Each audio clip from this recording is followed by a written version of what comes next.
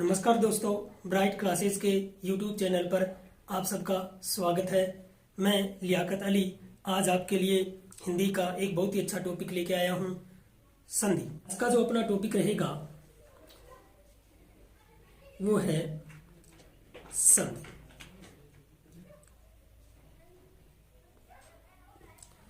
तो संधि करने से पहले हमें यह पता होना चाहिए कि संधि कहते किसे हैं, संधि है क्या।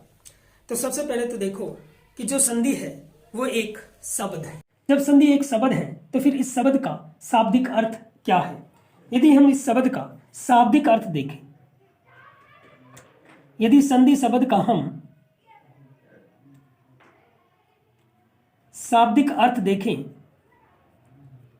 तो इसका शाब्दिक अर्थ होता है योग या मेल। तो संधि का शाब्दिक अर्थ होता है योग या मेल। तो क्या प्रत्येक शब्द संधि होता है? तो नहीं, प्रत्येक शब्द संधि नहीं होता। हाँ, लेकिन प्रत्येक संधि शब्द जरूर होती है। तो फिर शब्द और संधि में क्या अंतर होता है? यदि इस बात को हम देखें, यदि हम शब्द और संधि इन दोनों के बीच का अंतर देखें तो हम देखते हैं कि शब्द किसको कहते हैं। शब्द जो होता है वो एक या एक से अधिक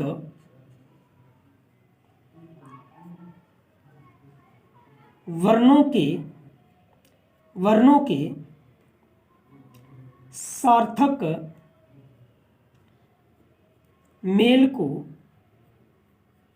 शब्द कहते हैं।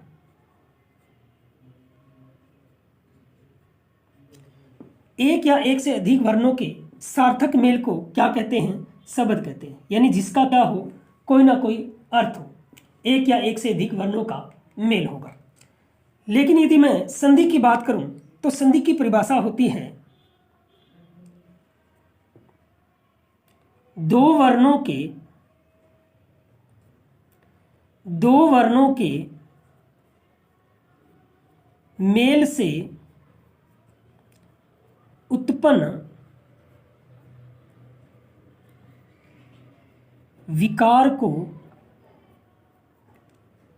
संधि कहते हैं।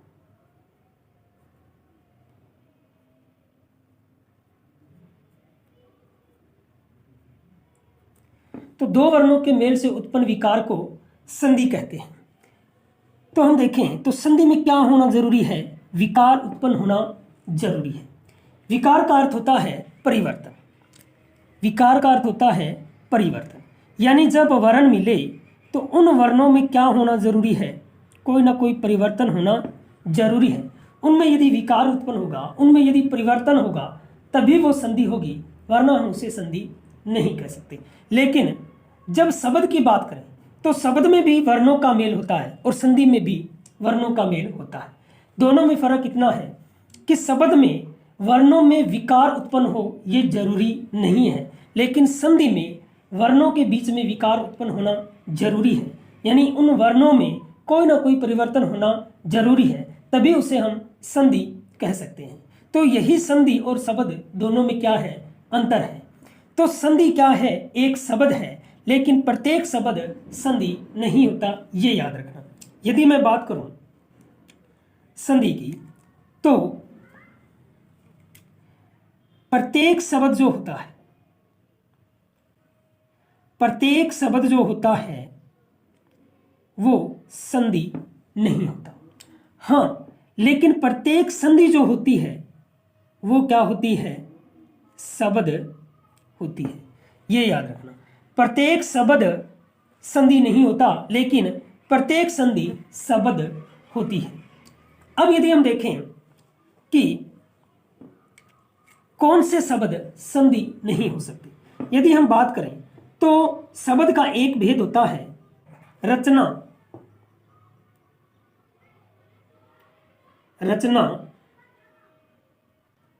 बनावट या निर्माण के आधार पर।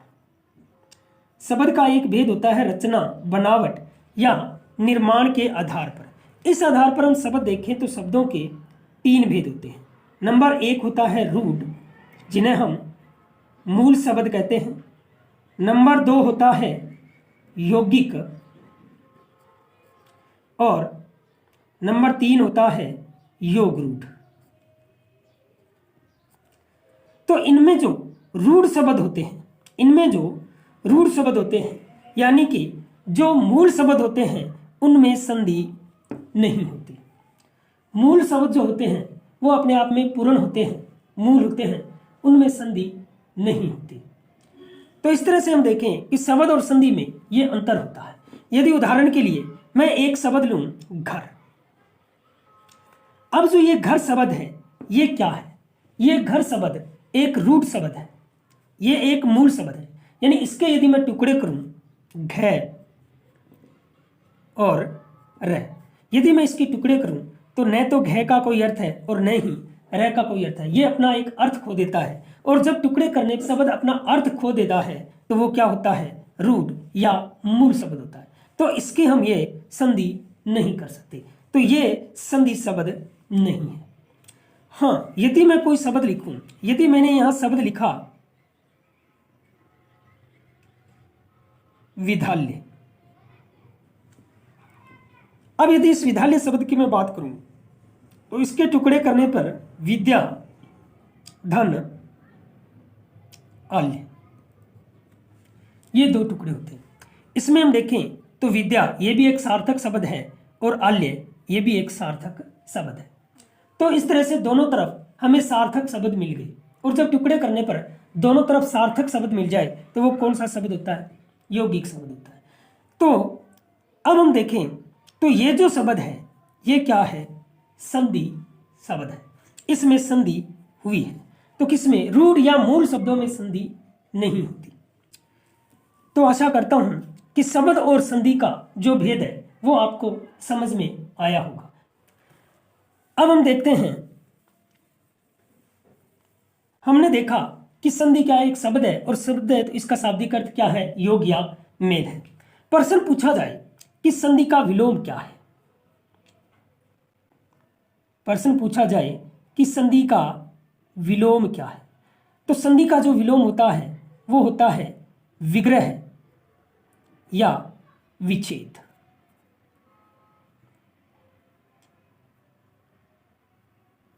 संधि का जो विलोम होता है वो होता है विग्रह या विच्छेद। यदि हम देखें संधि शब्द है, इसका संधि विच्छेद क्या होगा? तो इसका संधि विच्छेद होगा सम धन धी।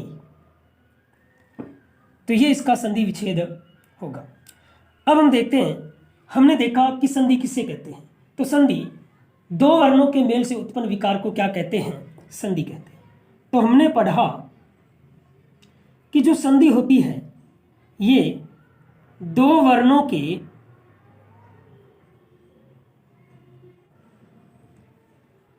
मेल से उत्पन्न विकार को संधि कहते हैं। तो 2 वर्णों के मेल से उत्पन्न विकार को संधि कहते हैं। तो यानी संधि में क्या होना जरूरी है? विकार। ये विकार कैसे उत्पन्न होता है? संधि में क्या होता है कि जो प्रथम शब्द होता है और जो अंतिम शब्द होता है,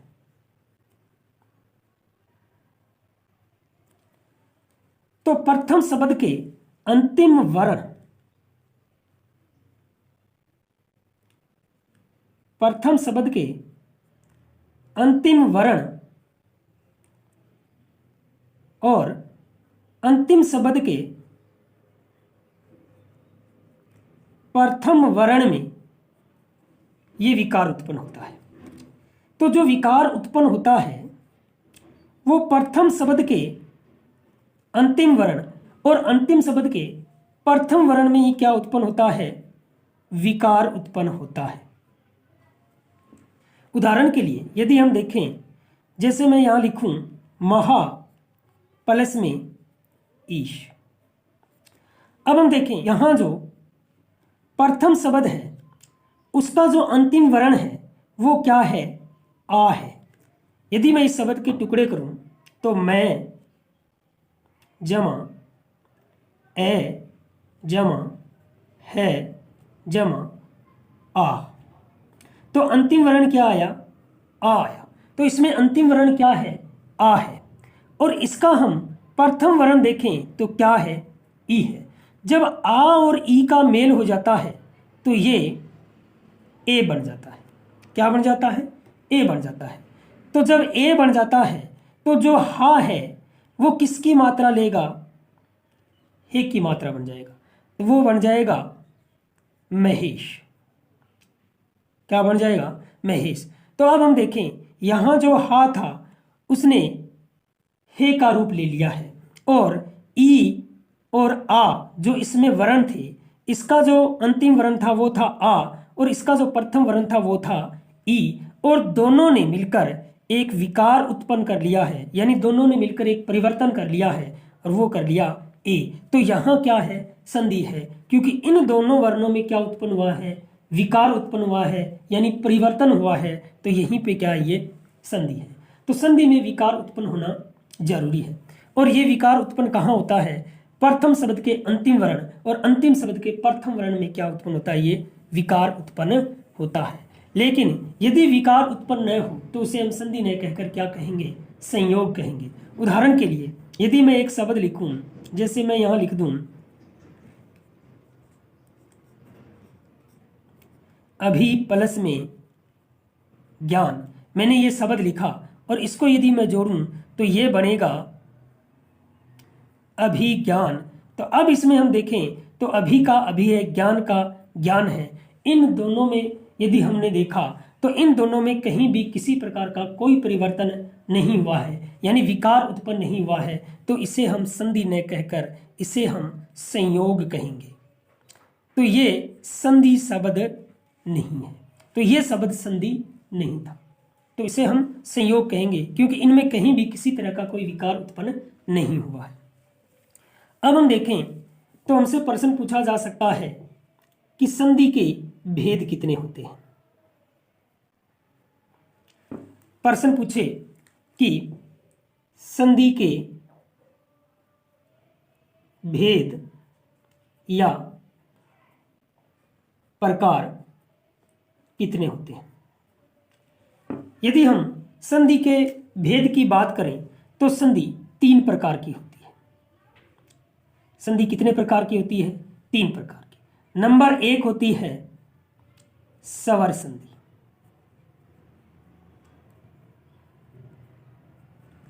नंबर 2 होती है व्यंजन संधि, और नंबर 3 है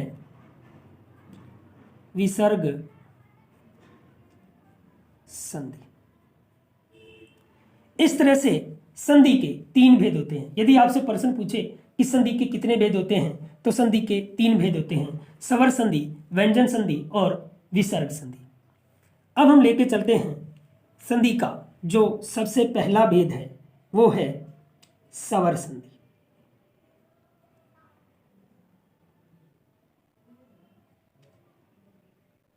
तो स्वर संधि किसे कहते हैं? जब 2 स्वर वर्णों के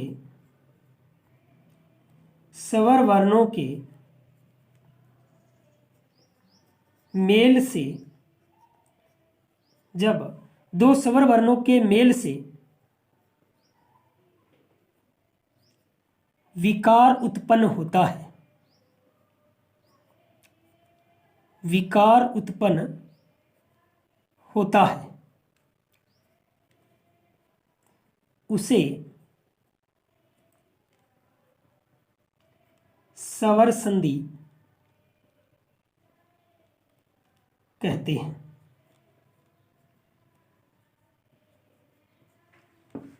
तो जब दो स्वर वर्णों के मेल से विकार उत्पन्न होता है तो उसे हम स्वर संधि कहते हैं। यदि हम देखें तो स्वर संधि के कितने भेद होते हैं?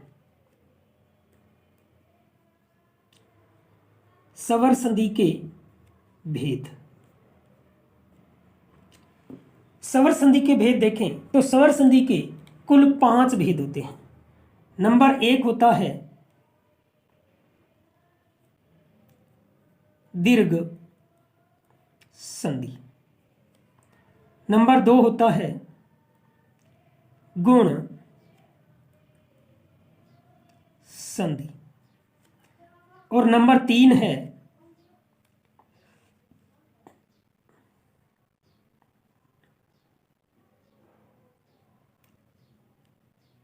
वृद्धि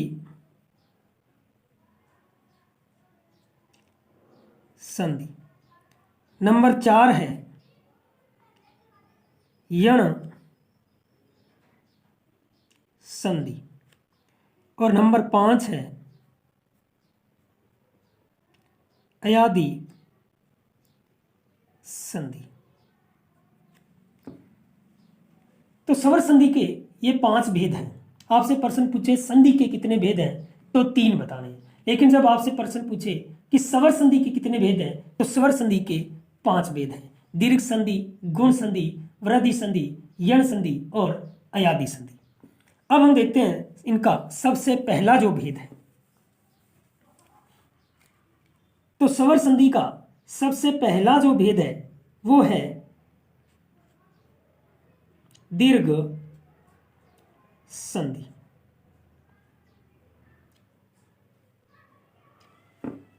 तो दीर्घ संधि किसे कहते हैं? यदि दीर्घ संधि की हम बात करें तो जब दो समान स्वरों का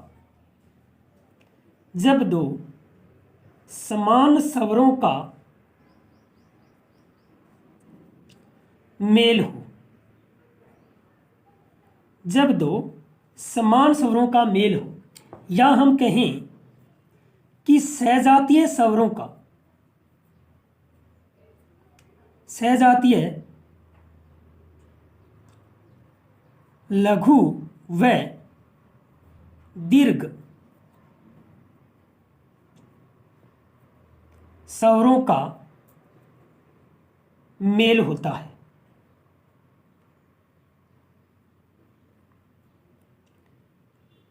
उसे दीर्घ संधि कहा जाता है। उसे दीर्घ संधि कहा जाता है। तो दीर्घ संधि क्या है कि जब दो समान स्वरों का मेल होता है। यदि हम देखें कि दो सहजातीय स्वर, दीर्घ संधि में हम देखें तो दो सहजातीय स्वर होते हैं, लघु और दीर्घ। तो उनका आपस में क्या होता है? मेल होता है। और जब उनका आपस में मेल होता है और उनसे विकार उत्पन्न हो जाए तो उसे क्या कहते हैं? दीर्घ संधि कहते हैं। दीर्घ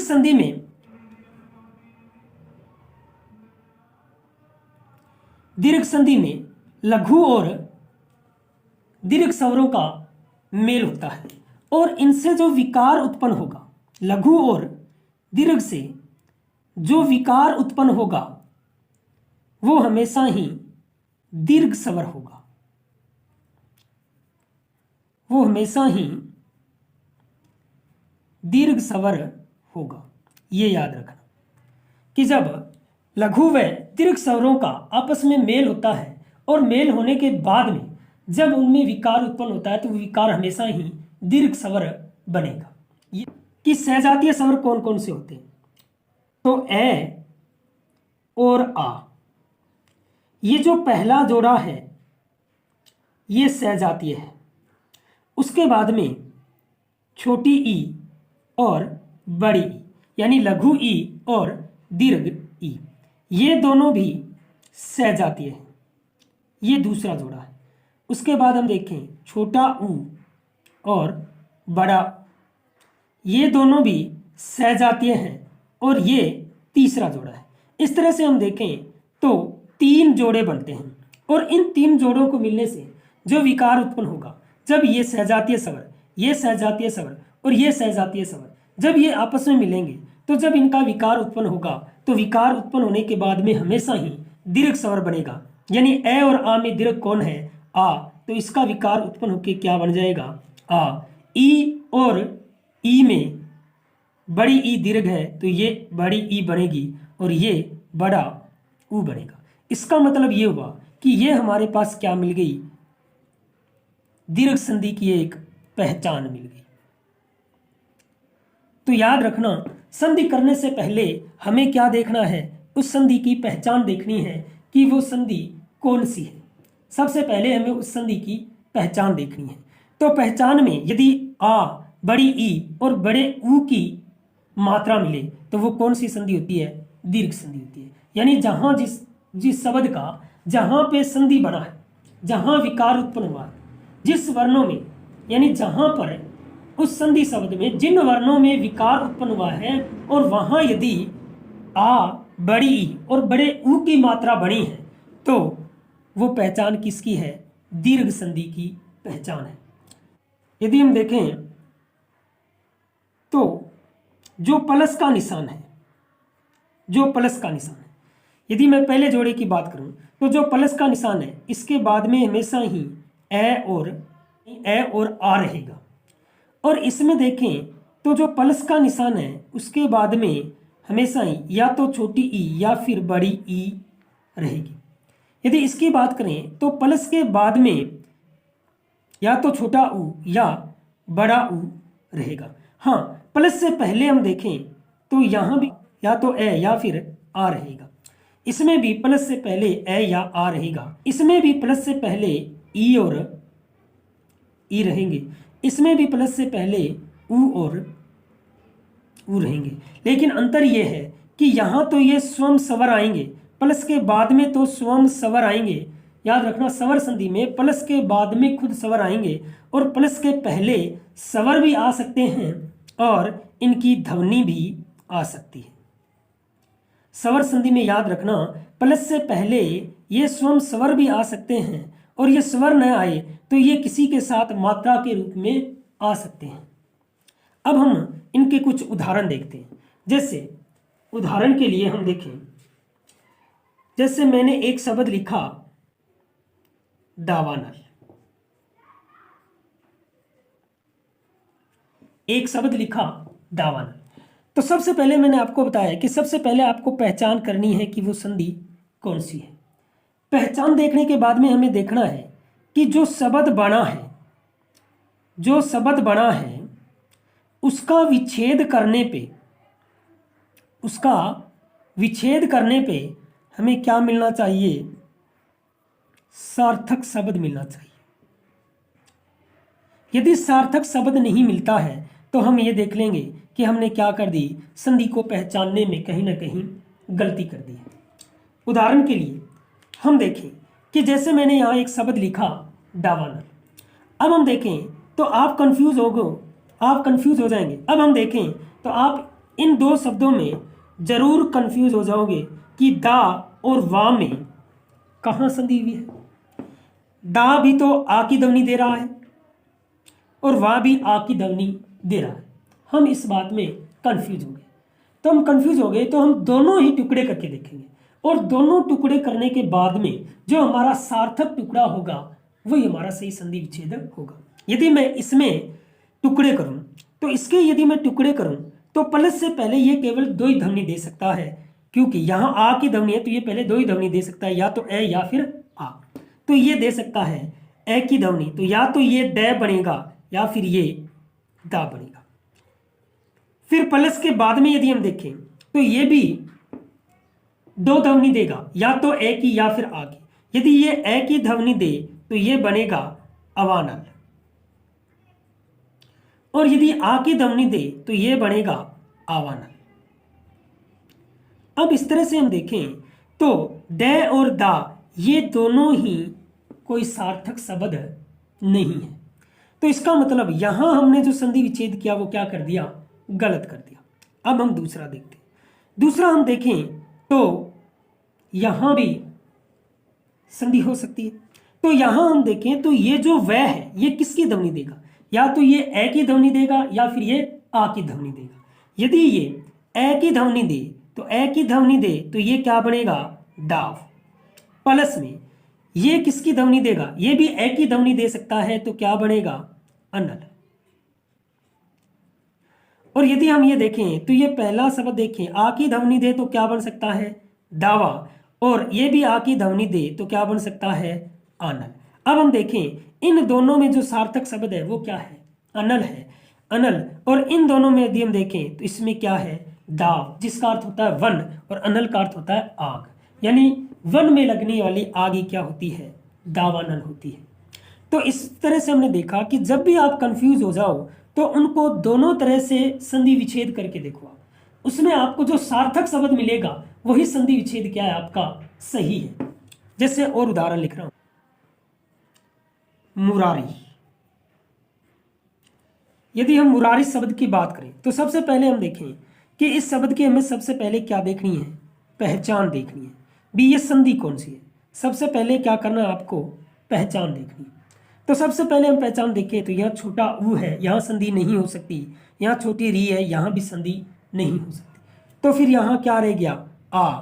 ये आ तो यहाँ कौन सी संधि है, दीर्घ संधि है। तो हमें पता चला कि यहाँ संधि हो सकती है। तो यहाँ संधि है तो ये कौन सी संधि है, दीर्घ संधि है। और दीर्घ संधि में हमने पहचाना कि कौन से जोड़े वाली है, ये आ यानी पहले जोड़े वाली है। तो पहले जोड़े वाली है तो इसका मतलब ये हुआ कि प्लस से पहले ए या आ हो सकता है और प्लस के बाद में भी ए या आ हो सकता है। तो यदि हम देखें तो पहले मैं इसकी मात्रा लगाऊंगा ए की मात्रा लगाऊं तो क्या हो जाएगा, मुर, प्लस में उसके बाद इसके भी ए की मात्रा लगाएं तो क्या हो जाएगा, अरी। तो मुर प्लस में अरी। और यदि मैं आ लगाऊं तो ये हो जाएगा मुरा प्लस में आरी। तो इसमें शुद्ध शब्द की हम बात करें तो शुद्ध शब्द है मुर। मुर एक राक्षस था और अरी होता है शत्रु। तो इन दोनों का ही सार्थक अर्थ होता है। इसका मतलब सही संधि विच्छेद क्या है, मुर प्लस में अरी यानी मुरारी। मुर राक्षस का शत्रु यानी श्री कृष्ण, तभी उन्हें मुरारी कहा जाता है। तो ये हो गया मुरारी। यानी जब सार्थक शब्द, याद रखना जब भी आप संधि विच्छेद करें तो दोनों तरफ सार्थक शब्द होने जरूरी है। यदि सार्थक शब्द नहीं है तो वो हमारा संधि विच्छेद सही नहीं है। हम देखें तो कुछ ऐसे अपवाद भी होते हैं, बहुत से ऐसे, यानी उनमें हमें सार्थक शब्द लाने होते हैं। जैसे उदाहरण के लिए यदि मैं एक शब्द लिखूं सप्ताह, तो इसकी यदि मैं पहचान करूं तो ये कौन सी संधि है, दीर्घ संधि है। क्योंकि यहां किसकी ध्वनि आ रही है, आ की। तो ये कौन से जोड़े की है, आ वाले जोड़े की, यानी पहले वाले जोड़े की ये संधि है। तो पहले वाले जोड़े की ये संधि है। तो हम देखें तो पहले प्लस से पहले ए या आ की ध्वनि हो सकती है। तो यदि ए की ध्वनि होगी तो बनेगा सप्त, और यदि आ की ध्वनि होगी तो बनेगा सप्ताह। और बाद में यदि हम देखें तो ये हो सकता है अह, और क्या हो सकता है, आह हो सकता है। अब हम देखें तो इन दोनों में तो शुद्ध शब्द क्या है, सप्त है, लेकिन अह कोई शब्द नहीं होता। यहां अह शब्द न होके क्या रहेगा, अहन रहेगा। अहन होता है दिन। तो यहां जो शुद्ध शब्द है वो कौन सा है, अहन है। तो याद रखना बहुत ही महत्वपूर्ण है ये। सप्ताह का संधि विच्छेद क्या होता है, सप्त प्लस में अहन होता है। सप्त होता है 7, अहन होता है दिन, यानी 7 दिनों का जो समूह होता है उसे क्या कहते हैं, सप्ताह कहते हैं। तो इस तरह से जब भी संधि विच्छेद करें तो संधि विच्छेद करते समय दोनों तरफ सार्थक शब्द होने आगे का हम आगे बढ़ेंगे। तब तक के लिए